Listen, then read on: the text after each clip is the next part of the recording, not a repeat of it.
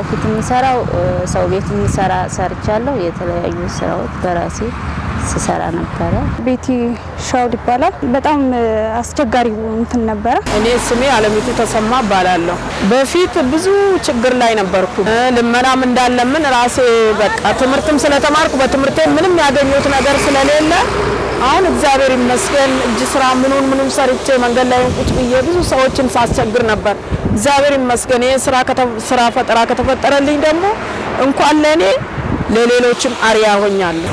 ትዕግስት መኮንን እባላለሁ። ከወረዳ 7 ነው የመጣው። ቤት ኪራይ ከፍዬ የምኖርም ነበር እና አሁን ደግሞ የስራ እድል ተፈጥሮልኝ የነገዋ ገብቼ ውበት እንትን አረንጓዴ ልማት ላይ ሰልጥኜ የስራ እድል አግኝቻለሁ። በጣም አሪፍ ነው እና ብዙ ለውጥ አይቼበታለሁ።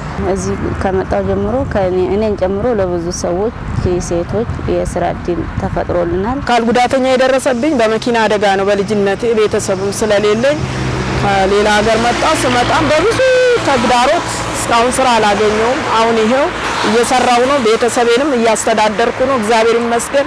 አሁን ያለውበት ሂደት በጣም ጥሩ ነው። ሌሎችንም አካል ጉዳተኞች እንደኔ እንድትሰሩ ብዙ ከስሬ ያሉት አሉ። በማህበርም ሆነ በምንም ተቸግሮ እንዲሁም ያሉ አሉ።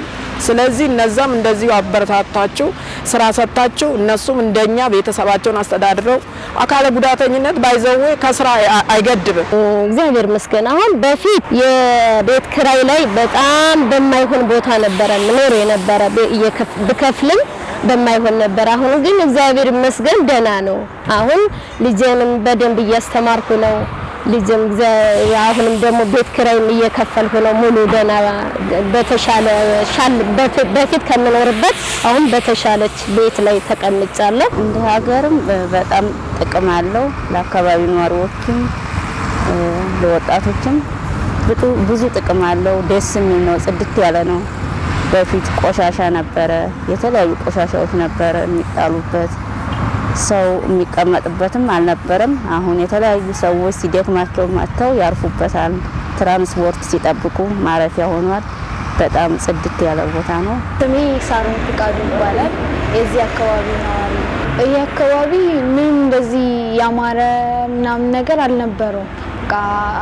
ቆሻሻ መጣያ ነገር ጸጥ ብሎ ሳር ያደገበት የእንስሳት መጫወቻ ነበር። አሁን ላይ ግን እንዲህ ተስተካክሎ ስናየው ለአይንም ጥሩ ምግብ ነው። ምክንያቱም አይናችንም የሆነ የሚያየው ነገር ደስ እንዲል ይፈልጋል። ስለዛ ይሄ ካፍቴሪያ በመሰራቱ ከትልልቅ ሰዎች አልፎ እኛ ተማሪዎችም እዚህ ተቀምጠን ብዙ ጊዜያት እናሳልፋለን። መዝናኛም ሞል ሰው ስንጠብቅም እዚህ እንቀመጣለን። ለነኚህ ወጣቶች የማስተላልፈው መልእክት ለወንድሞቼ ለወጣቶች የማስተላልፈው መልእክት ስራ ማማረጥ አያስፈልግም። ማንኛውንም ስራ ሰርተን መለወጥ አለብን። ራሳችንን ማስተዳደር ከሀገር ከቤተሰብ ሸክም መላቀቅ አለብን። ምንም የሚያቅተን ስራ የለም፣ እንሰራለን። የሴቱንም ወንዱንም እኛ ሴቶች መስራት እንችላለን። ተሰርቶ ከተሰጠን መጠበቅ የኛ ኃላፊነት ነው።